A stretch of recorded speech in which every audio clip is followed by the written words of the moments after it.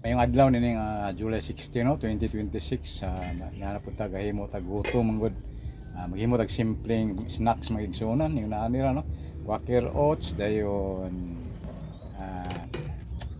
saging mo ni atong mixing ani no. Saging o gatas gamay dayon itlog o quaker oats balikon ko itlog gatas ug saging mao ra na igsunan itong ingredients ana no o ato nang gi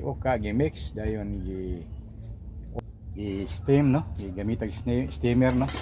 ay na lang atong finished product magigsunan no simpleng snacks karong hapuna usbon ko aron maklaro-klaro gyud ang atong ingredients ani no itlog isang buok dayon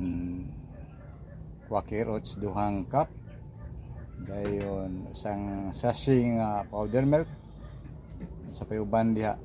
itlog isang buok dayon mao na ug saging magigsunan ana ra no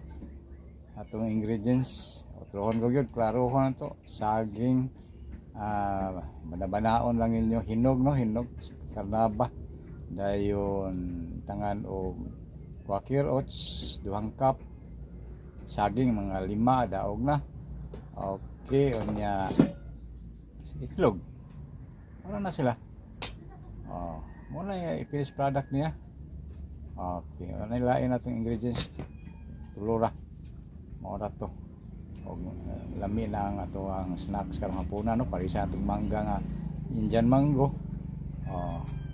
daog na way bomba na no wa niya mo spray na siya makayo sa lawas ng